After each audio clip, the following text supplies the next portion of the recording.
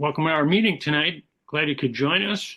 Welcome to the monthly meeting of our nonprofit Plant-Based Nutrition Organization of Wisconsin, or PBNOW. I'm your host, Terry Lynch. The mission of our nonprofit group is to educate, inspire, and support each other on an evidence-backed, whole plant food-based nutritional path for a healthier and happier life. The mission of our, I told you the mission of our group is open to everyone, those plant-based and those just curious about it. It's meant to be a non-judgmental place to come get information, inspiration, and support. If you'd like more information about our group, our upcoming meeting dates, speakers, and resources, or check out videos of our past meetings, just Google us at PBNOW. That's PBNOW. As we do each time, can I see a show of hands either by raising your hand or using the thumbs up icon reaction at the bottom of your Zoom screen to show how many of you are currently following a predominantly plant-based lifestyle? Yep, a bunch of hands up there. Thumbs up, Great. Thank you, everybody. That's probably a third of everyone up there right now. As we mentioned at the beginning of each meeting, the evidence of the benefits of plant-based nutrition in improving health and quality of life for people of all ages, as published in non-biased medical research, is quite striking. Whether it's improving health through weight loss, strengthening our immune system, preventing, slowing, stopping, and reversing problems like allergies, digestive problems, type 2 diabetes, heart disease, and early dementia, or increasing our quality of life by helping us feel better quickly, increasing our energy and endurance, improving athletic performance, speeding recovery from exercise, reducing joint pain, clearing thinking, or reducing the physical, emotional, and financial side effects of the illnesses, drugs, and procedures often recommended to treat the conditions plant-based nutrition can help us avoid. The research shows us our bodies do a wonderful job of healing themselves if we stop inadvertently damaging them daily with poor nutrition and start giving them the nutrition that they need to heal and function optimally. It's truly remarkable. Now, let me tell you what's in store for you tonight. Tonight, we'll be hearing from plant-based author Rachael Brown, who will be talking to us from California. We should have time at the end of Rachel's talk for Q&A, so don't hesitate to pop your questions in the chat box, and hopefully we can get to most of them tonight. But a quick heads up, just for those of you in the Milwaukee metro area, Amberly Childs, who many of you may are familiar with from previous PBNOW meetings or from getting her plant-based delivery, just opened up a new plant-based deli in town.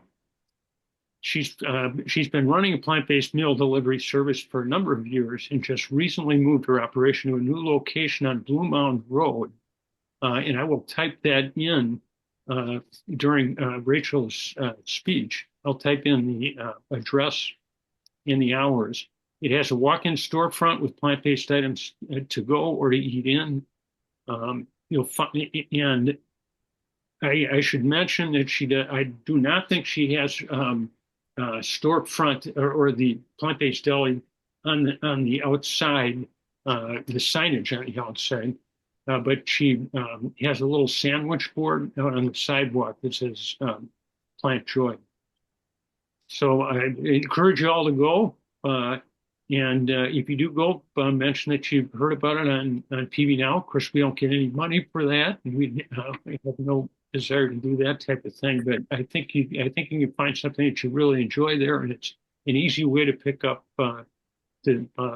something that you can eat and feel good about. Back to the program. Tonight's program's end about 7:30. As a reminder, we have meetings nearly every month, usually on the second Thursday of the month at 6 p.m. Central Time. Next month, we'll hear from Washington, D.C. based Bernard Clinic Medical Director, Dr. Jim Loomis, who you might recognize from the great plant-based movie, The Game Changers. He was featured in that. He'll be joined by his friend, St. Louis-based chef, Karen Dugan. And I'm sure all of you know that you don't have to be a rocket scientist to follow a plant-based lifestyle.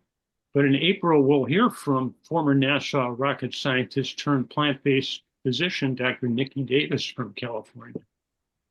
We'll post more information about our upcoming meetings on our website, pbnow.org, or just PBNOW. If you register on a website or already registered, you'll receive email reminders of our events as they approach. Last, a quick technical note. During the meeting, everyone but the speakers will be muted, and we ask you to stay that way to avoid background noise and allow everybody to hear our speakers. With that, let's begin. Whoop. Hold on for a minute and we'll begin.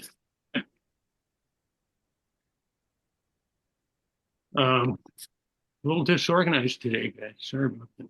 Our featured speaker tonight is an author. Her book is titled For Fork's Sake, A Quick Guide to Healing Yourself and the Planet Through a Plant-Based Diet. She earned a plant-based nutrition and food sustainability certificate from the Colin Campbell Center for Nutrition Studies at eCornell, and has been an adjunct professor in nutrition and wellness. She and her husband live in Northern California and have 2 children. She'll be talking to us tonight about From Sad to Happy. That's from the standard American diet to healthy and plant-powered yay. If there's time remaining, as I mentioned before, we'll do Q&A. So again, don't hesitate to pop your questions in the chat. I'm delighted to welcome our featured speaker tonight, Rachael Brown. Rachel? Thank you so much, Terry. I appreciate it. And I feel honored hearing about your list of upcoming guests. You guys get some amazing speakers. So thank you so much for having me. And I thought tonight I would speak to this whole subject of ditching the sad and getting happy, especially this time of year. Seems like February, sometimes people set really high expectations for the beginning of the new year, like there's going to be resolutions or new ways of doing things. And statistically, by about the second week of January, those usually fly out the window. So usually about this time of year, around Valentine's Day, when all the treats are out, it's a good time to revisit why we want to be eating happy. And I came up with that acronym just because the SAD is the standard American diet, and was trying to think of something else, whole food, plant-based, no oil. WFPBNO doesn't really roll off the tongue. So the healthy and plant-powered yay was my way of trying to get that to stick. So I'll tell you a little bit about myself first. And I love questions. Thank you, Terry, for pointing out. We should have time at the end. And usually I find the real magic happens in the end when you can ask whatever burning questions you have. And usually if it's your question, somebody else is also thinking the same thing. So I love having question and answer time. So I have been eating this way, my family and I, for almost 16 years now. And it wasn't something we ever set out to do. It was kind of an accident, but a happy accident at that. I grew up in a pretty normal American family, I would say. My dad grew up on a farm in Iowa, and my mom grew up in Washington State. And I was born in Missouri. They were working at a university there and then moved back to Washington. And we ate, meat almost every night, or fish, because my mom had been from coastal Washington and she loves all things seafood. And she always had a garden, and we also had, lots of fruit and fresh veggies, but, we were eating pretty much the standard American diet.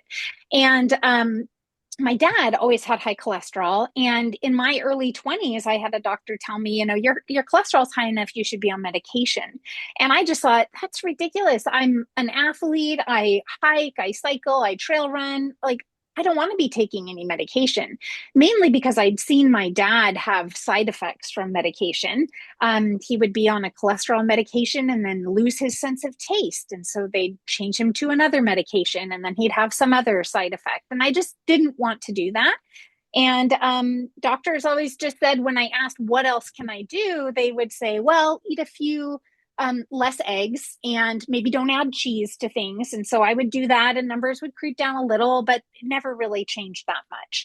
So almost 16 years ago, we had 13 chickens. My daughter had a little organic egg business going in our neighborhood, and my sister-in-law, who lived in Washington at the time, they had a little hobby farm. They had animals. She had a huge garden. But her 5-year-old was diagnosed with cancer. And she was in nursing school at the time. And one of her professors asked her if she had looked at the role of nutrition in cancer. And this professor suggested that she watch the documentary Forks Over Knives and read the book, The China Study. And my sister-in-law, who had shown me how to pull mozzarella cheese, how to make her own cheese the summer before, they transitioned overnight after reading that book and watching that documentary. And she called and she said, I'm sending this to you. You need to read this right now. And so I did. I read the book, and I always say my first reaction to reading the China Study was that I was mad. I was so mad that I had never heard this information. And now I know that my doctors weren't withholding this information. They probably didn't know this information either. But I was so frustrated that this sounded like the answer, and a pretty simple one at that. So we watched Forks Over Knives. My husband and I did. Our kids were 6 and 8 at the time. And we decided, okay, let's try this. Let's just get our blood work done and try this for 10 days and see if it makes all these changes that it, says it will. And so we did. We cleaned up the house. We did the whole thing. We even gave up coffee, which right now I don't know why we did that. That was an added thing. But I couldn't get back in until 17 days later to get my second blood work. So I ended up eating this way for 17 days. And when I got my blood work back, my doctor said, whatever you're doing, keep doing it. Your cholesterol dropped 50 points. So what are you doing? So this felt like miraculous at the time. It was really amazing to me. And at the same time, it was good and bad news, because this was just we could do anything for 10 days, 17 days, but how are we going to keep doing this with kids who were 6 and 8, who went to birthday parties and had, pizza parties after school and all that kind of stuff. So, what started was a lot of experimenting with how to live this as a lifestyle and not just a diet. And I would say, I think we made probably every mistake in the book. I share about, being very strict at one point. And my son, I think he was in 3rd grade, went to a birthday party, and he either had 12 cookies and 6 hot dogs, or 6 cookies and 12 hot dogs, because for a while we said, we'll just eat this way at home and you can eat whatever you want anywhere else. So we definitely learned a lot of different ways to go about making this a sustainable thing. But it's been incredible for our entire family. My kids are now just turned 24 and 21. One's graduated from college, one's a senior in college, and they still eat this way on their own. They choose to, because of how their bodies feel and what they know it does for their bodies. So I during COVID, I was doing other work, and I went back and got my plant-based nutrition certificate, and I wanted to share this information with the world. I just couldn't figure out how. It was COVID, it was shut down. And so that's when I wrote a book. And I told Colin Campbell, I love your book. I would try and give the China Study to friends. And oftentimes, especially when the kids were younger and it was mostly, kids' parents, they'd hand it back really sheepishly and say, yeah, too much science. I couldn't read it. I don't have time for that thick of a book. So my book is a really quick read. It's the audiobook is just under 4 hours. And it's the book to hand to anybody who is maybe wondering, what is this crazy thing you're doing and why? Or how would I even start? There's so much noise out there. I didn't even know where to begin. So it's intentionally a very small bite, I guess, pun intended. But usually what people would say to me is either it's too hard, it's too expensive, takes too much time. Those are the top 3 reasons that people would tell me that they couldn't do this. And so that's what I set out to help people understand, that it's not as hard as you think it's going to be. I really suggest for everybody to give it at least that 10-day window, about 2 weeks. So get your blood drawn and clean out your kitchen and just eat plants for 10 days to 2 weeks. Now, I had to put a medical disclaimer in the beginning of my book, because in as little, I told you 17 days, my cholesterol dropped 50 points, but that might have happened in the first 3 days. in as little as 24 to 48 hours. If you're on blood pressure medication or you're taking insulin, you might need to adjust those doses, because here's the thing: when you stop assaulting your body with things that are making it really hard to do its job, it starts to self-heal. Our bodies really know how to do this. We just have to remember or get out of the way. So that's one thing, is that this will happen so rapidly. And, the first couple of days, you might be feeling a dull headache or something. Your body might be a little irritated that it's not getting that quick sugar fix that it usually gets, or whatever it's used to having. But after that, 3 days in, you will start to notice probably that you're sleeping much better, that you have a lot more energy. People might see you and just say, gosh, you look different. You're just glowing. You're radiating. These changes are happening all over your body. It's a real systemic change that's happening. But you will feel wonderful in the process after you get over those first couple of days. So I always suggest to people, when you think about giving this a try, you want to first clean out what you don't want. So it really is getting rid of any offending food that you don't want to have anymore. So this is all animal products. You just want to get rid of them, clean out all the dairy, the cottage cheese, the ice cream, the butter, sour cream, all that stuff. Get rid of your oils, your olive oils, any kind of oils you cook with, vegetable oils, all that. And you can either just toss them into the garbage, you can give them to somebody that will use them, or at the very least, put them outside or in the corner of the garage where you're not gonna get into them for just a short period of time. And then from there, it can be really easy. First, I ask people to think about how you normally do things, because how you kind of attack this scenario will be probably how you usually do things. So if you're somebody who is a real go-getter and you love to take on a challenge, then great, let's get going. Dive in 100%. And that's what I would recommend, just so that you notice the changes. The changes will occur if you take them in slowly. Let's say you make one change a week over 10 weeks. That's okay too. That's not bad. It's just you won't notice the effects so quickly. So that's why I really suggest doing it in a shorter window, just to get the feel for what is really happening. What do I feel like? Is this worth it to me to keep doing this? I think you'll find that the benefits will outweigh the challenges, especially just, any new thing will have some challenges, but you make it as easy as possible by getting rid of any offending foods. And then you think about, when our kids were young, we started with asking them, what are your favorite meals? What do you love? On that list were cheeseburgers, pizza, enchiladas, kind of classic kid fare.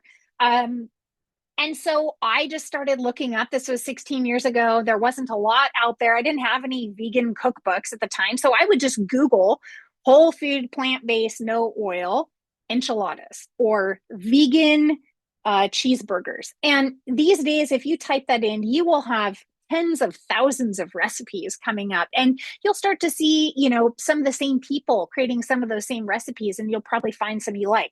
I'm not saying you'll love the first enchilada recipe you find, but maybe you try 3 different enchilada recipes and you find one that everybody in your family loves.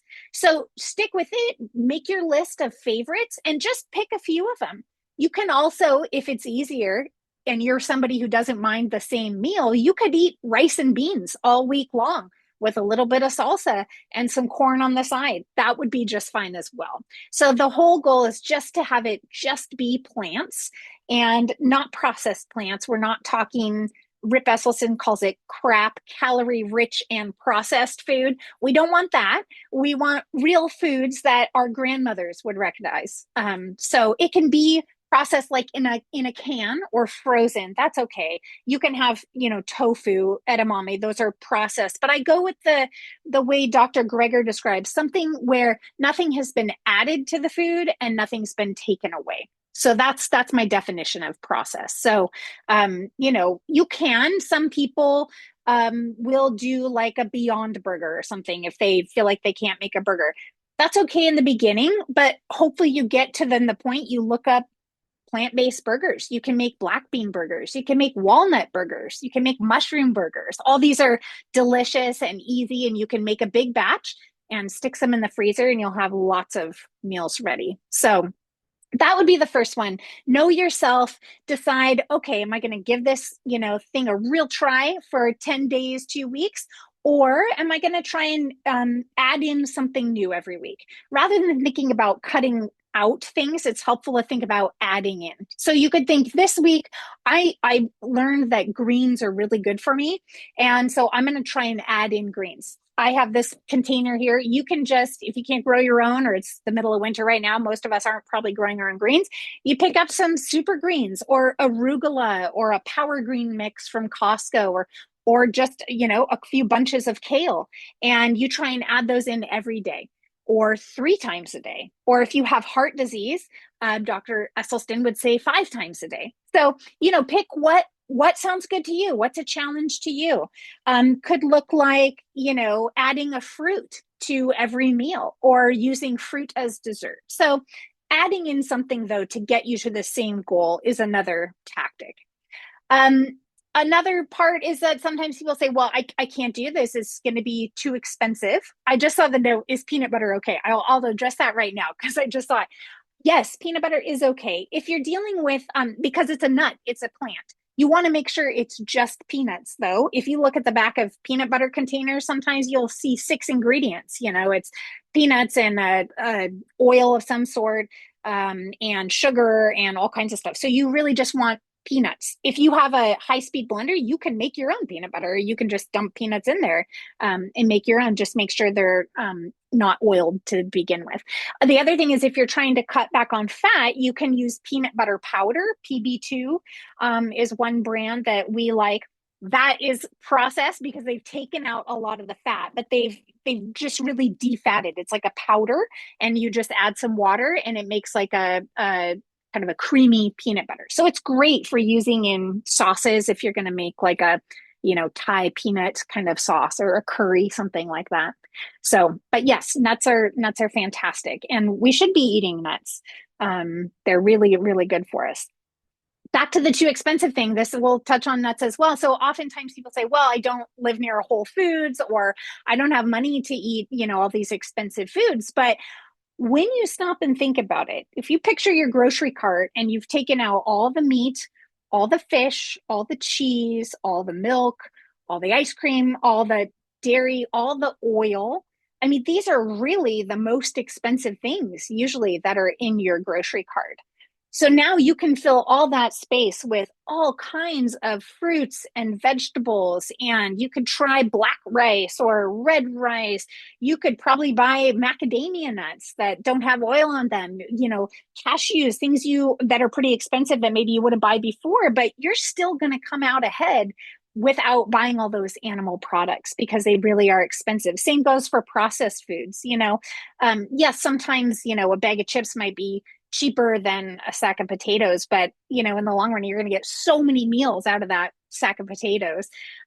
You can replace a lot of food with just real food. Again, food that our grandmothers and grandfathers would recognize.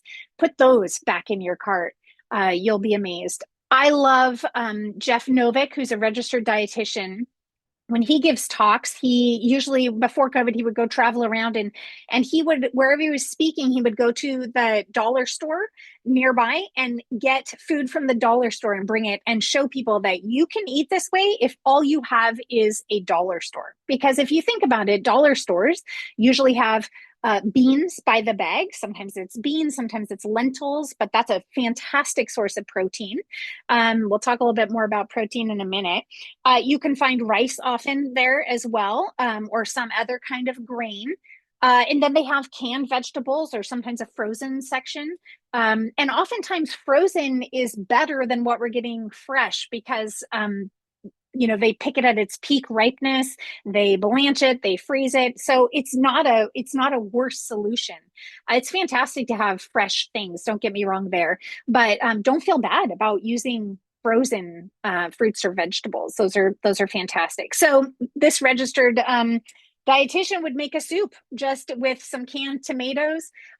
He'd put in some beans. He'd add a starch, whether that was, a half a bag of whole wheat pasta or some rice or cut up potatoes. add some water, and you have a fantastic soup. And he would not season it so that every time he ate it, it would be like a different soup. You could add, Italian spice one night, you could add a curry spice the next night, and you have this soup that you could eat on all week long. And that soup might cost you $5 or $7, depending on what you put in it. So this really is not a more expensive way of eating. If you're buying all vegan junk food, like those, Beyond Burgers and, kind of fake vegan stuff, then yeah, that probably will be more expensive, but you don't want to be eating that stuff anyways. Cheese is one of those things, once you take that off your plate, it can be hard. Meat for me wasn't that hard to give up, but cheese I really missed. But you can find vegan cheeses out there without oil in them. You can learn to make vegan cheeses. Our favorite is a cashew cheese that is just delicious. You can also make a cheese sauce out of carrot, onion, potato, and nutritional yeast. I mean, it looks orangish. It has that kind of umami cheesy flavor. It's fantastic. So you can make your macaroni and cheese or your cheese sauce for enchiladas or nachos even using cheese that you can make at home in a blender. So again, it's going to be less expensive, and it's actually going to be health promoting rather than not good for you. So what about time? Sometimes people say, I don't have the time to do this. It's going to take so much time. I would say any new skill is going to take a little bit of time. There's a little bit of a learning curve, right? To things that you haven't done before. But at the end of the day, when you even just think about shopping, you no longer have to go to a separate butcher, a fish market, or, 3 different places to get your favorite things that were not good for you anyway. So their shopping is easier. Your cleanup is definitely easier. You don't have grease splattered all over. You don't have to cook with oil. You're just going to use water or broth, which makes cleanup so easy. And you're going to learn to batch cook. It's the easiest way to prepare all this food. So all I mean by that is making more of whatever you're making. So at the beginning of the week, if you think I'm going to have soup, I'd like to have an easy soup that I can use for lunches or dinners. You make that big pot of soup. You can freeze part of it or eat out of the whole container all week long. That's just fine. You can bake up a big sheet pan of potatoes. That's something we often do. And then you can use those potatoes in myriads of ways. You could do the same for any kind of grain. Oftentimes I'll cook up a big batch of brown rice, and we'll use that. You can toss that into your soup. You can use it at the bottom of a bowl and add other things on top. You can stick it inside of corn tortillas and have a really simple burrito. So whatever you're making, just make a lot of it. That's really all batch cooking is. And you'll have easy meals that you can start to learn to throw together. You can find recipes. If you're somebody who follows recipes to a T, do that. It's fantastic. You'll learn a lot of new, wonderful recipes. But if you're someone who, like me more, I usually follow a recipe and then I find, oh, shoot, I don't have 2 of those things. And so I swap things in, or, then you find your favorites and you start adding things you like. And, this soup, I could toss a whole bunch of kale in, it's not going to change it at all. And we get all those benefits. So you can play around with it. Let it be fun and enjoyable. That will help things go a long way. People sometimes worry these days about protein. Am I getting enough protein? But don't I need to worry about protein? And often I will say, well, how much protein do we need? And most people have no clue. So I would say if you're eating a variety of plants, you're getting all the protein you need. You don't need to worry about protein. You can think about trying to add a half a cup of beans a day. That's one of the things that's proven from Dan Buettner's work in the blue zones. People who live to be over 100, those areas in the world where a lot of people just naturally live to be over 100, all of those areas are eating beans. So that's a longevity food. That's a fantastic source of protein and vitamins and minerals and fiber. If we're supposed to be worried about something these days, I would say it's really fiber.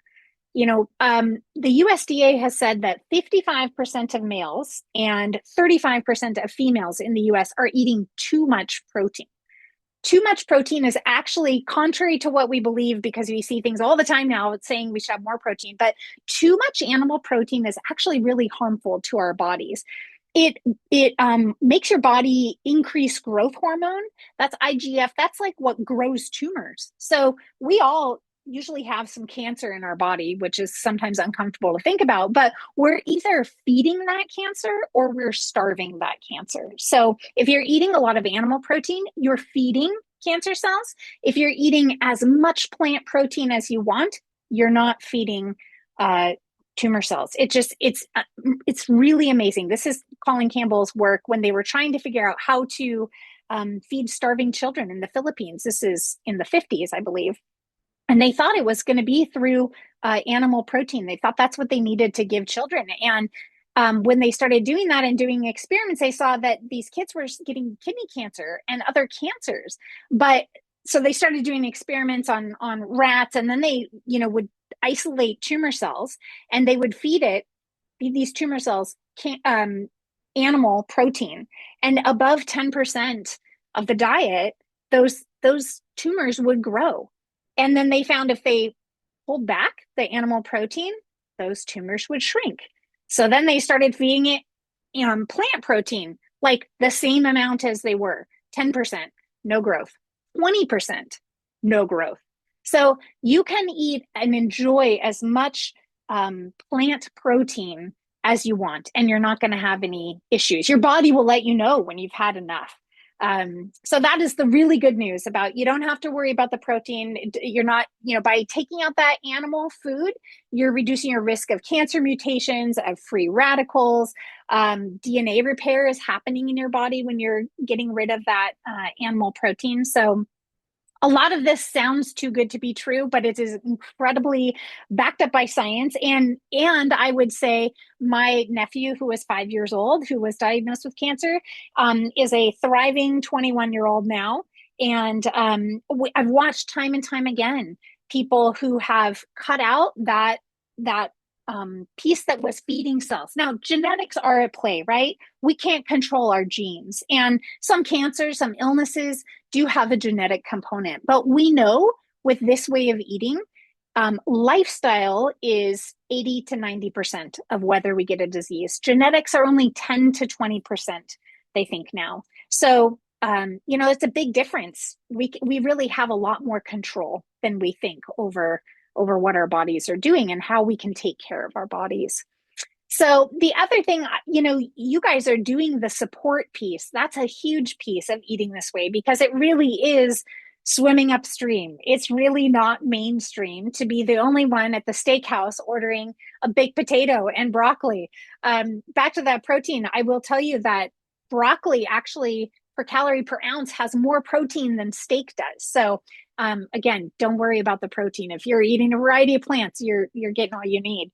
But the support thing, it can feel lonely and different and challenging eating this way. It's why I love seeing all of you sharing this space, because it's so helpful just to be reminded of what is out there in the research space, because we don't hear this. These are not we hear drug commercials at night when we're watching TV, not big broccoli commercials or big apple commercials. There's not a lot of profit behind, sadly, selling fruits and vegetables and grains and things that humans have subsisted on forever. So having support around you can be really helpful. I would say also that on the healthy habit line, if you're not ready to do the whole 10 days or just wanting to get going, add a habit this week. Add those greens. Start with a glass of water before your meal. Before you start getting your meal ready, if you drink a glass or two of water 30 minutes before you eat, your stomach will digest differently. You will not feel as hungry.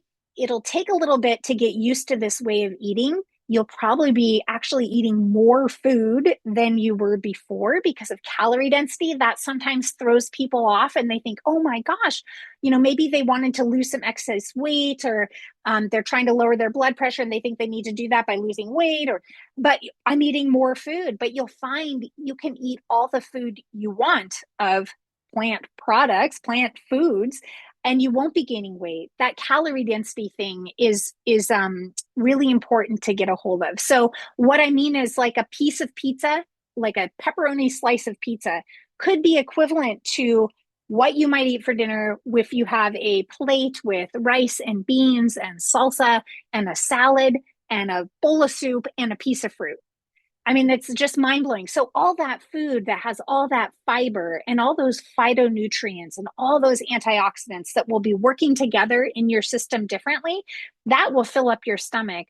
Whereas one piece of pizza that might have even more calories will still leave you hungry because it's not taking up as much room in your stomach. So, some of this you'll have a learning curve, but pick some of those, daily habits that you could just start with, small bites, or if you're already eating this way, add something new.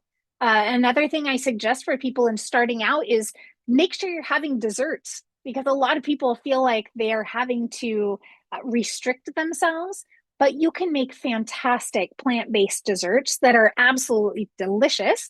And my favorite part about these desserts is they can double as breakfast because there's nothing off limits or bad about them. They're usually made. I mean, you can make them. We make black bean brownies. We make sweet potato cake. We make the Esselstyn's kale cake. That's delicious. You can make a Snickers bar using dates and some almond butter, some peanuts, drizzle on some melted dark chocolate that doesn't have any dairy in it. You can have delicious food, but having desserts can remind yourself that you're not missing out, especially around the holidays like Valentine's Day. You can make delicious desserts. You don't have to give up desserts. You don't have to give up chocolate. We're not talking about restricting. We're talking about making this a lifestyle that you can continue to live for the rest of your life. The other thing I would say is that I wrote this book, I thought, for young families, for parents who had young kids who wanted to make these changes for their kids. And over the years, I've really found it's actually new retirees are my main audience. And I think that's because usually by that time of life, lifestyle has caught up with us in some way. Most of us haven't learned this information until later. And, all of a sudden we're taking more pills than we wanted to be taking, or we're having different issues in our body. That and when you're retired, all of a sudden you have some time to explore different things and maybe get back to different interests or take on new things like cooking differently.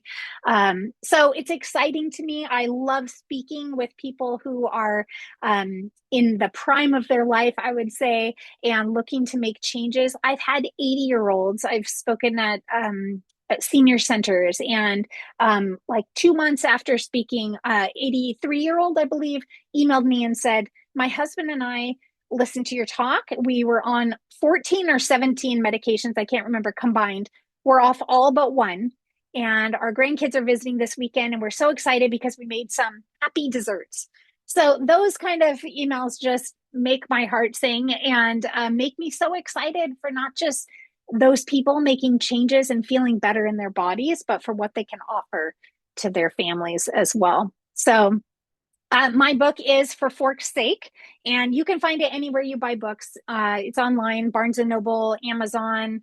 Here in California, it's in some bookstores, but I donate 50% of the profits from the book go to charity, and 1% of gross sales goes to 1% for the planet. So it really was my way. I really just wanted to give back and share this information as best I could with the world. And I would suggest if you don't have a Valentine's Day gift for somebody, it would be a fantastic one to send them, or maybe even say, hey, I got this for you because I love you and I want you to be around for a long time. I'll do this challenge with you. So there's my Valentine's Day challenge. So I think we have plenty of time for questions. So I would love any questions or comments people have. Yeah, we can dive into whatever sounds good. Yeah, that outstanding. So many practical ideas there, and as you said, it's not that hard. People keep saying it's that hard. People keep saying it's expensive. It's less expensive. Yeah. And the idea of going all in at once. I know that's difficult for a lot of people to do, but that's the way I did it, and you do feel the changes. I mean, they Yeah. come so quickly. Like you said, it's systemic. It's happening Yep. all over your body. So Yep. as we said at the beginning of the meeting, it's just remarkable. It's just remarkable. And Too good to be true is what it feels like. Like, it this is, can't really be true. This is all I have to do is change my eating? Really? and you talk about the, people hitting retirement and that things have caught up to them. I am so happy I am on no medications. I know other people who are doing this at my age level who are on no medications, and so many of our friends are. And you just hate to see it that, I mean, talk about expense. That's Yeah. pretty expensive stuff. And the side effects that you were talking about that your dad experienced, almost every drug has side effects of some type or another. So it's a more joyful life. You feel like doing things. I was Yeah. so happy to hear about that 83-year-old in the couple. And you said Yeah. how quick they got back to you after a couple of Like weeks. two months after, yeah, hearing me Yeah, speak, she emailed and said, yeah. I mean, but again, that could have happened in the first week or two. right, But yeah, right. yeah. So let's take a quick look here. I know there are a few questions in here, and please, anybody who wants to put in a question, or if you want to stick your hand up, yeah, if you want to ask it in person. Let's see. So it says, I see a no oil question. right, yeah, I'm that's happy to one of start there. Yeah, so so my mom was a big pushback on this one because she kept always saying, but what about the Mediterranean diet? right. So here's the thing about oil. Oil is 100% fat. And most of us are not looking to add more fat to our diets. If we are, let's say you're low on weight or your spouse is low on weight and they need to be gaining weight, there are ways to do that by eating whole foods, avocados, add in more tofu, lots of nuts. Those are high in fat as well. But our body processes whole sources of fat different than it does for just oil. So, what I tell people is if you love olive oil, eat olives. You know, that 1 tablespoon of olive oil. I learned this from a chef who used to run tours. He worked on an olive farm in Spain. It depends on the type of olive they're using, but it's between 40 and 60 olives in 1 tablespoon of olive oil. So, what I say is go ahead, sit down, eat all the olives you want. You're probably not going to eat 40 to 60 olives, but even if you are, that olive will have fiber attached to it. All those phytochemicals that are in our nature made it that way in a package that our bodies process differently than when we just squish out all the other stuff and just get ourselves 100% fat. So that's my answer to oil. I will use a tiny bit of sesame oil for flavoring. We're not crazy dogmatic about this. That same chef, he changed his diet after learning about this and having health issues, and he prints out a little card so that when he goes to restaurants, he asks, "Can you give this to the chef?" Or he calls ahead. But he has these little cards that say, my doctor says I can't have any oil. Can you please prepare my food with no oil? Just use water or vegetable broth. I don't go that far. I will ask sometimes, can you cook it in less oil or can you use no oil? But when we're out at a restaurant, I just figure we're probably going to have some oil in our vegetables or whatever we order. I don't order animal products out, but usually, things are cooked in oil. But at home, I don't use any oil. So if we're traveling, I will notice my numbers will change because we're eating out a lot when we're traveling usually. So this can be a big one. If cholesterol or heart disease is your issue, then cutting out the oil, you'll see huge benefits. Also for teenagers, or if you have grandkids who are suffering with acne, oil, nut butters, and dairy are huge acne producing foods. So that's a big one. And if you go out to eat and you have something that has oil in it, and you've been eating at home and you've been eating, without oil, it really feels heavy. And you come back Yes, afterwards and you just don't feel that great. And yes. yeah, Well, thank you for saying that. I forgot to mention I have in my book because I did the research. I mean, your taste buds literally change about every 14 days. So that's constant. Like our taste buds are always changing. So that's another benefit to giving this the 10-day to 14-day change, because when you cut out those offending foods that your taste buds are literally used to, regular real food will taste so fantastic. I mean, I tell a story about my son. I think he was 10. And, we would make like hummus pitas. So we'd take whole wheat pita bread, cut it in half, put some hummus, put some avocado and red peppers, green peppers, some arugula, whatever, red onion. And he took a bite one day starting into this, and he was like, where did you get these peppers? They're so sweet. They're so good. And I was sitting there racking my brain like, these are the peppers I always buy. They weren't different. And then it dawned on me like, oh, this is day 4 of him doing absolutely no fat. I didn't tell this part of the story, but we have Alzheimer's that runs in the family. And that high cholesterol link, we got our genetic stuff done. My grandfather had Alzheimer's. My dad currently has Alzheimer's. I carried the gene, and my son does as well. And my son, even after eating this way for in the beginning, like I said, we made every mistake in the book. So for a while there, he was mainly subsisting on peanut butter and avocados with some pasta, but kind of picky and all that. And he had high cholesterol as a small child, and so they wanted to know if he needed to be on medication or if diet could change it. So he and I were getting carotid artery checks for 6 weeks. We cut out all fat. And that was during this stage. And we literally watched our charts go. I mean, I had the veins at the time. I was like 32, I think. And I had the veins of a 48-year-old. And the radiologist reading it said, well, that's like a C- for American. And I'm like, what do you mean for an American? He's like, well, around the world, this would be a failing grade. But for an American, it's okay. And I was like, I don't want to just be an okay American. I want to have healthy veins.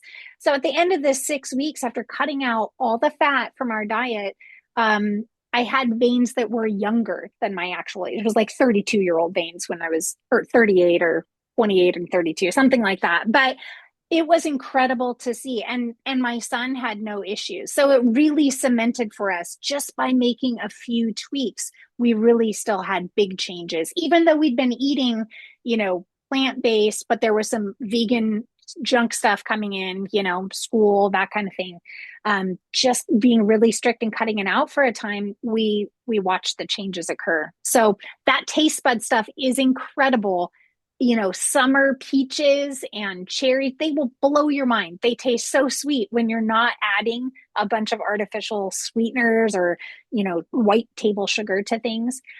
Also, though, a note on that, I am not the police on salt and sugar. I don't do oil, but if the only way you're going to enjoy oatmeal every morning is by adding some blueberries or, dried raisins and a little bit of brown sugar, I go with Dr. McDougall on that and say, that's okay. If that will keep you eating oatmeal, then that's okay. Don't get hung up on that 1 tablespoon of brown sugar. If it means you're going to go back to bacon and eggs because you can't enjoy, oatmeal that way. So same way with salt. Obviously, if you have high blood pressure, I wouldn't be adding salt. I don't cook with salt normally, but if I'm eating something in it at home where it doesn't have any salt in it and it feels like it needs a little, I'll put a little bit on right before eating so that, my taste buds really taste it there. But salt and oil, sugar, once you get rid of those things, you're right, Terry. When you eat out and you have something, you will know right away, oh, wow, there's that flavor I haven't had in a while, or my mouth feels like it's got a coating, So And yeah, you talked about all the medical benefits, and those are tremendous. But you just feel better. yeah. You have more energy. And this took a while for me. And again, that's just anecdotal. But my mind started. The words were coming faster. The Yeah. things that had begun to forget. You Hmm. be in a conversation, it veers away, and then you want to come back, but you don't remember where it was that you were. That doesn't happen as much anymore. Yeah. So again, that's that systemic change. Yeah, it really is. I see the note. I didn't mention about how to roast or bake without oil. Right. So that's one of those things. If you go to my website, which is www.forforksakebook.com, there's a free printable guide that you can print out. It's a few pages and you could just tape it on the back of a pantry door. And it's a guide for how to eat without, or how to cook without oil. and how to bake without oil or butter. So the simplest thing is really to just use water in place of oil. And it just takes a little bit of getting used to with your own, pots and pans that you're used to working in. But, to saute veggies, I just toss in the onions onto a pan. And you can stainless steel, you don't need a special coating. You can just toss them in there. And if they start to stick, just add a little bit of water, give them a stir, and they'll start to brown up and caramelize. So you can add vegetable broth, make sure it doesn't have oil, but you can use vegetable broth in the same way. You can use tamari or soy sauce, low sodium soy sauce. So you can start to use like sauces, kind of like you would oil as well. For baking, the easiest thing is just 1-to-1 swap out applesauce for any vegetable oil. So if I'm making pumpkin bread or banana bread, I just use applesauce in place of vegetable oil or butter. You can also use tofu. You can use prune puree. You can use banana. That sometimes gives a banana taste, but there's a lot of different substitutions. Eggs are easy. That's, flax meal you can use with some water, and that's, there's your eggs. Chia can also work. So, it's really pretty easy. If you have an air fryer, that's a fantastic way. Like I love salty chips and French fries. Those are my Achilles heel. But at home, you can take some corn tortillas, just tortillas that are just corn, no oil added. Usually there's maybe a trace of lime and a preservative, but you can buy, a pack of those little corn tortillas, cut them into triangles. You can spritz a little lime juice on them and a little bit of Cajun seasoning or any seasoning you like, or you can just cut them up into triangles and put them on baking sheets and put them in your oven and bake them for 8 to 10 minutes around 350, depending on your oven. And you'll have crispy, crunchy tortilla chips to dip in your salsa or to dip in homemade hummus or make your own guacamole with some avocado. Fantastic, solution there. Same with French fries. You can make French fries at home. You can just cut up your potatoes. Air fryers work great, but you can also just do it in the oven. Cut them up to either wedges or whatever shape you like, and you can toss them in a bowl or in a Ziploc bag, again, with some garlic powder, or onion powder, or Italian seasoning, or Cajun seasoning, whatever you like, and spread them out and just bake them. And you'll have crunchy French fries that you can dip in ketchup, because that's a plant-based food. You can dip in mustard. I made a yum sauce that's, rice vinegar and tofu mayo, which is really just tofu and lemon juice and some vinegar. So it gets pretty easy. You can find all these fun ways to have some of your favorite foods. So there's a lot of great recipes out there. Now, somebody mentioned they follow you on Instagram, so you are on Instagram? I am. Yep, I'm on Instagram and Facebook. Yeah. And thank you, Mitch, for ordering books. I love it. My gosh, I hope your mom gets to demonstrate Vitamixes, because that's an amazing find in Costco when they're there. I'm curious, and Shelley asks, I'm curious about where you took your plant-based classes and getting certified. Yes. Yeah, I would highly recommend. So the Center for Nutrition Studies, which is Colin Campbell, one of the seminal doctors in this space. He's in his 90s now, is still he's working on his final book, he says, with one of his sons. But he was an instructor at Cornell. He partnered with Cornell University. So it's an online course, so you can take this anywhere in the world.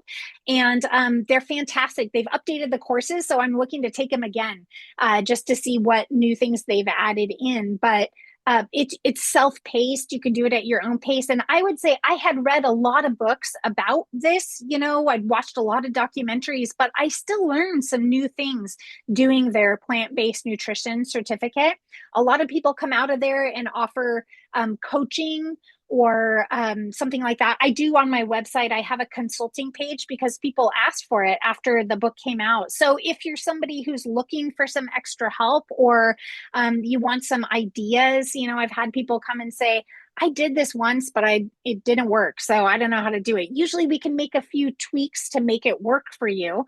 Or maybe you have a stubborn kid or a grandkid who doesn't want to eat vegetables. There's all kinds of reasons. Sometimes people want to meet once a week for a while, or just a few times. So I offer that as well. So you'll get all the information you need from that plant-based nutrition certificate. It's fantastic. I also recommend taking their, I think it's the same name, Food System and Sustainability course. That course talks about our world food systems and why we are in this predicament that we are in. And it was very enlightening, I would say, to learn about the whole system of how food is grown, the trade arrangements between countries and why we have what we do in our grocery stores, what foods are subsidized by our government. So that's a fantastic course as well. So I highly recommend Center for Nutrition Studies .com, I believe, or maybe .org. But if you just Google T. Colin Campbell plant-based nutrition, you can find it that way as well. Heather says, isn't there a lot of sodium in olives? There is, yes. But yeah, yes, I guess there is. So it's not something, we don't eat olives all the time. We'll cut up some Kalamata olives and put them on pizza, or maybe sometimes in pasta. But as long as you don't have an issue with salt, then I wouldn't be so concerned. And like I said, most times people, if you're craving something salty or, fatty kind of, then olives will kind of do the trick. You don't need a lot. And it's better than adding a tablespoon of olive oil and getting all those calories of just straight fat. So, yeah. Right. You weren't recommending 20 to 40 olives. No, I wasn't. I was saying that usually you can't eat that many in one sitting. Like maybe you'll have, I don't know, I might have 5 or 6, maybe up to 12 if I'm really hungry or something, but I'm not going to eat 40 to 60 olives in one sitting. I haven't done that yet. And Mitch says, I just ordered 2 copies of your book. I had ordered the China study book in my earlier comments. I'm a licensed professional counselor and will recommend these books. Thanks for the fantastic. Yeah, there's a lot of, even on the counselor, there's a lot of links now, all these conferences I go to, the gut microbiome and how it, like you were saying, Terry, how it affects how you feel, the whole systemic part, depression and anxiety being linked to what we eat or don't eat as well. So yeah, exciting stuff there. Somebody said, Andy, could you talk more about how your kids transition? Yeah. So when did they, so I made the list. We sat down and I made a list of their favorite foods, macaroni and cheese, enchiladas, all those things. I found whole food plant-based version of those and we started to make them. And, I would say the mac and cheese took probably 3 recipes. I'd be like, we'd have it and I'd say, okay, is this a thumbs up or a thumbs down or somewhere in the middle, So we tried a few recipes to then find what was our favorite. So that was helpful. And, that time when my son had all the hot dogs and cookies at the birthday party, we realized it was too strict. We were being too strict. So we loosened up and said, okay, if we're out with friends, we always said at the beginning too, if somebody invites us over for a meal and cooks us dinner, we're not going to say, absolutely no, we won't eat that. We'll be good guests and we'll eat whatever people provide for us. So, we that was just our family's stance on it. But when we were out at a restaurant, they had freedom to order what they wanted. So oftentimes it did look like in the beginning, they still wanted to eat pizza. If we were out with friends and they wanted to order something, they would order a kid's, pizza. And then they would have a stomach ache because we weren't eating cheese at home and they're losing the enzymes to digest that. And I knew we'd really hit a new place when my son went to go to a birthday party. And I didn't learn yet that the enzymes that you take don't always do everything they say they're doing. So if they were going to go to a party or something, I would say, do you want to take, it's kind of like a BNO enzyme, that helps with your stomach if you're going to have dairy. And I said to my son, it was a pizza party. And I said, do you want to take one of these? And he looked at me and he was in elementary school still. And he said, no, because if I take one, I'll want to eat more pizza. But if I don't take one, I'll just have one piece of pizza. And I thought, this kid is light years ahead of me. They just slowly learn for themselves, really. And I would say middle school was probably the most difficult because all their friends were eating other things, and they wanted to eat what everybody else was eating. But then a funny thing happened in high school. Their friends started to be really curious about what they were eating. And instead of making fun of it, they wanted to try it. And, several of their friends over the years have changed to this way of eating because they were introduced to it. A lot of their friends realized too, oh, that stomach ache that I get in the afternoon, or when I'm at practice, oh, when I stop drinking milk or eating yogurt, wow, that was it, or how is your skin so clear? My kids didn't have really bad acne, and a lot of their friends were taking drugs and using all kinds of things, to try and calm that down. And they would say, their parents would ask me, what are your kids on? What are they? And I'd say, yeah, cut out these things and try, So it was amazing to watch them make that transition really themselves. But we also, we'd make pizza at home. We would make, it sounded crazy at first, and we tried it a few times. Carrot hot dogs. They're actually really good. There's a lot of recipes out there. Sounds crazy, but they're really delicious. So, yeah. Frankie here mentioned, I just had my first cardio appointment, and despite eating well, exercising, no drinking, no smoking, I'm considered a high risk for heart attack. My LDL and lipoprotein and A and B are very high. She wants to put me on a statin. Genetics are my Achilles heel. Will a plant-based diet lower these numbers? Yes. So, Frankie, I would say immediately find Dr. Esselstyn's book, How to Prevent and Reverse Heart Disease. He is still alive also. I think he's 93, still practicing. He still talks to... Yeah. He still talks with patients. He was given, his work started, I believe, in the 70s, and he was given patients who were basically sent home to die. They'd had several heart surgeries, operations, and they were told there's nothing else we can do for you. And he said, can I try cutting out these things? Can I try putting him on a plant-based diet? And so people signed up for this, and they ended up living 40 years longer, and they were sent home really to live out their last year. So it is incredible how much your body can repair at any age. You're never too old to start repairing. So, talk with read that book, ask your doctor if they're familiar with his work. And, maybe for a time you do need to go on a statin. I know Dr. McDougall would put people on statin sometimes, but you'll watch your numbers change if you start eating this way. And keep an eye on them, because they will change rapidly if you're following this way of eating. Yeah. And there are, Frankie, we've got, I don't know how often you watch, but normally our medical director, Dr. Liberman, speaks. He is a plant-based cardiologist. We've had Dr. Amy Welch speak, also from Milwaukee area, from Frederick.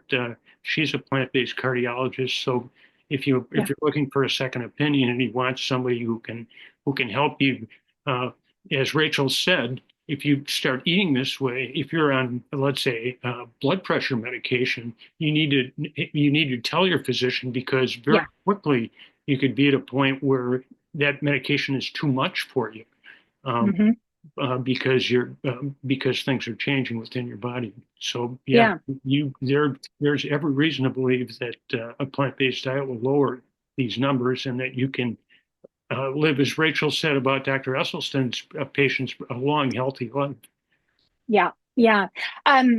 Cleveland Clinic. That's where Dr. Esselstyn is. And if you look him up, you'll see his success stories, or watch Forks Over Knives. There's some fantastic documentaries. If you've got Netflix or Amazon Prime, wherever you watch movies, start with one of those documentaries and watch one a week, just as a reminder and to learn. I mean, there are some fantastic success stories on there. Right. Let's see. I just saw Cleveland Clinic's the last time I looked in U.S. News and World Report, is the #1 ranked hospital in the world. And that's where Dr. Esselstyn practiced. He was the head of anyway. Yeah, I just saw somebody ask for my website. My Instagram name is For Fork's Sake Book. Also, I saw somebody ask about the Alzheimer's gene. My doctor asked if I want to do it. Not everybody wants to, but because my cholesterol in the beginning dropped so much, but then it didn't drop more, and he was surprised. He said, this could be a genetic kind of thing. If you want to test, we could test. And he didn't actually tell me it was the Alzheimer's gene test at the time.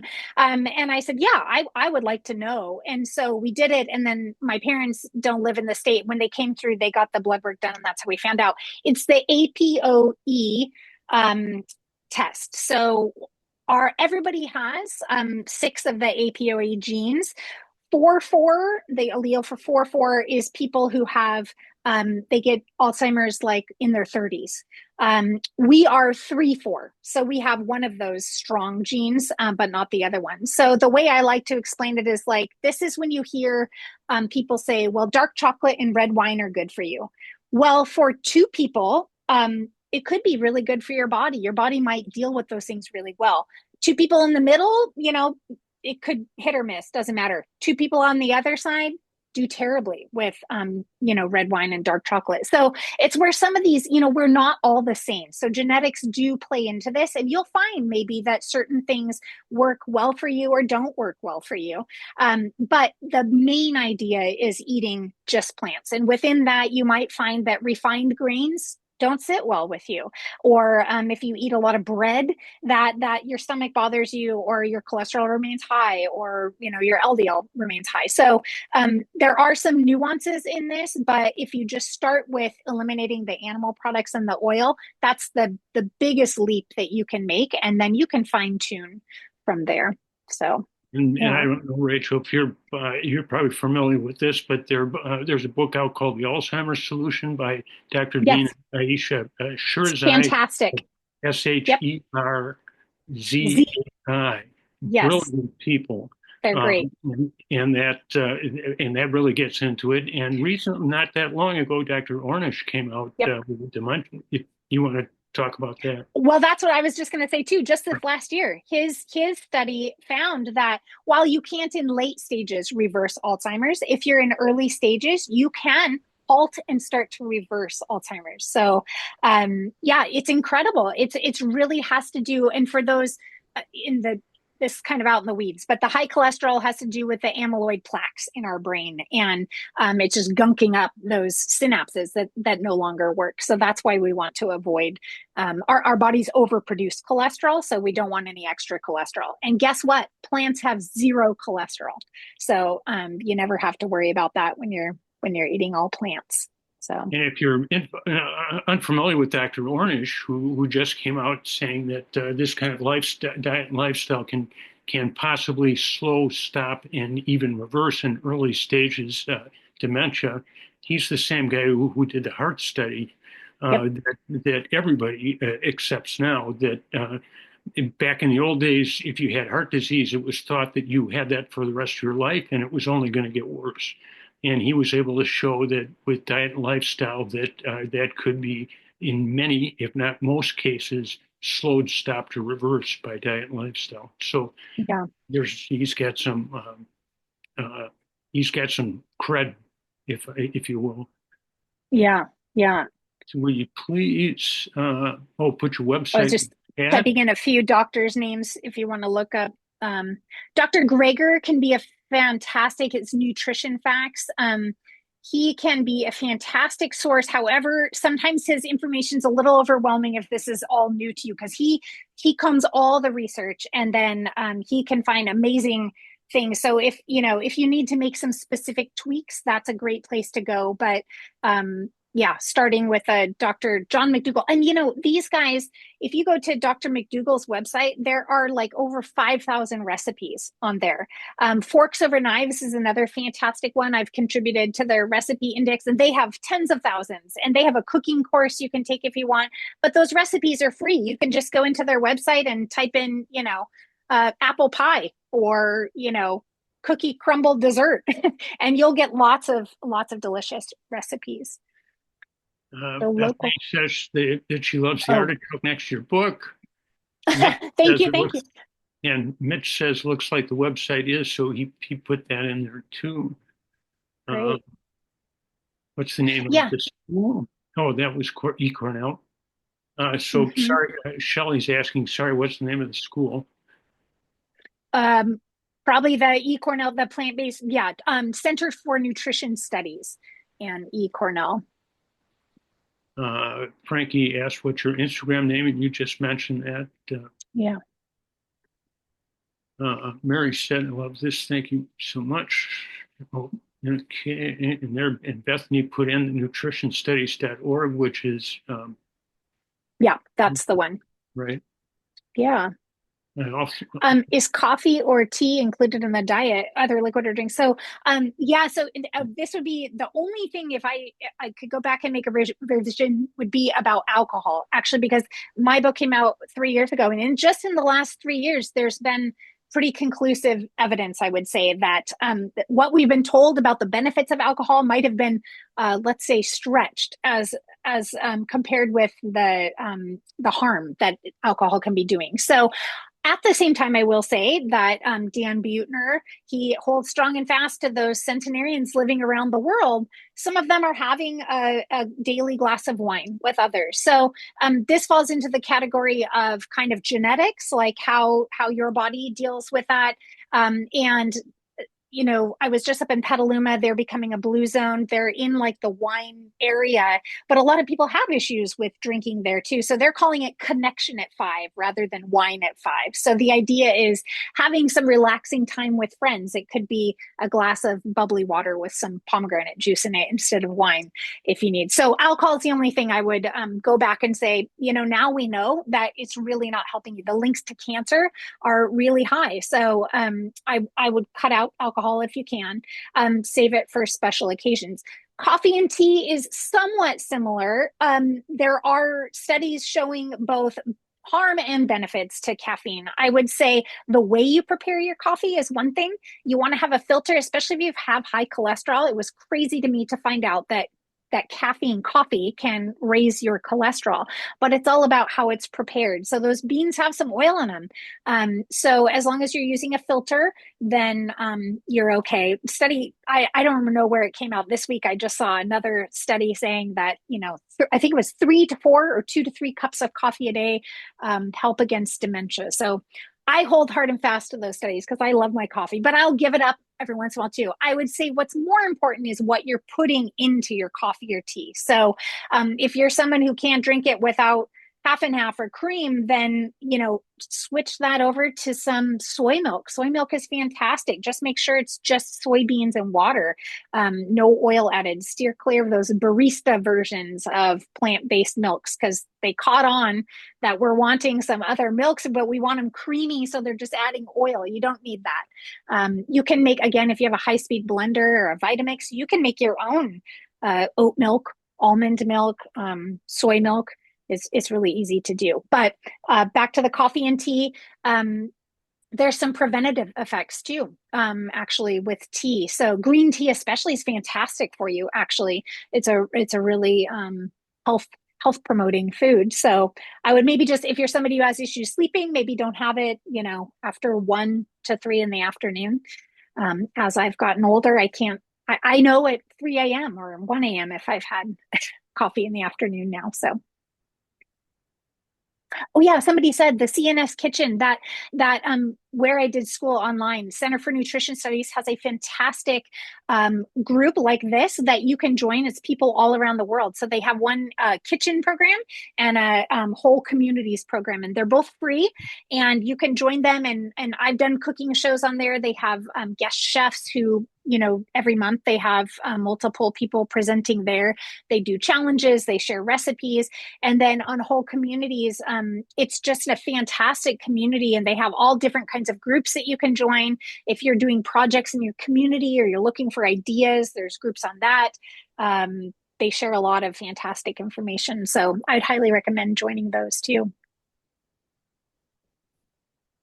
I saw somebody else, one thing I saw that I was going to mention about, somebody said something about diet and exercise. I think it was a gentleman asking about heart disease. But, one of my favorite things is I say, yes, try and get 30 minutes of movement in a day. It doesn't have to be a jog or a hike uphill. It could be dancing in your kitchen for 10 minutes or going for a 10-minute walk or gardening, just moving your body somehow to not be sitting still. But one of the things that I really have grown to appreciate is working with people who've had injuries, who oftentimes were very into sports in some way. Like I worked with a gentleman who ruptured his Achilles and couldn't do anything. He changed jobs. He was sitting a lot. He'd gained 50 pounds and he was like, okay, I want to make this change, but I know it's not going to work because I can't exercise. And I said, actually, this is going to be amazing. Let's start now before you can exercise. And wouldn't you know, within a month and a half, he lost 35 pounds. I mean, it was just absolutely crazy. And he couldn't believe that this was working without the exercise because he really thought that you had to be exercising hard to be losing weight. And while exercise is fantastic, and I do highly suggest it, even if, lift some cans, do jumping jacks, whatever it is that you can do, the food is really going to make the difference. So what you're putting into your body 3 to 5 times a day is going to make a bigger difference than the exercise. So I shouldn't say bigger difference. You'll notice the effects, especially for weight loss. So I would always advocate for exercise, but don't let not being able to exercise hold you back from starting to eat this way. Our next monthly meeting will be March 12th, 6 p.m. Central Time. Our featured speakers will be Dr. Jim Loomis and plant-based chef Karen Dugan. If you'd like to receive notice of these and other upcoming PBNOW events and are not currently on our list, just Google us at PBNOW, where you can subscribe and receive email notice of our upcoming events. And remember, too, we're on YouTube. So just type PBNOW in YouTube and videos, and I think we're knocking on the door, maybe 50 videos now of our meetings, where you can go through and listen to Rachael again. Rachel's will probably be up within about a week, and you can just shoot to the part of the presentations that you have an interest in, and remember what it was that you heard that meant so much to you, or to be able to write down something off a chart that somebody may have put up. Once again, thanks, Rachael. This was outstanding. Thanks for your valuable time and knowledge. And everybody else, thanks for coming tonight, and hope you have a good night. Thank you so much for having me. And I would say congrats and great work to all of you who are already doing this. And if this is brand new, start tomorrow. You have everything you need to start and good things ahead. So thank you again, Terry.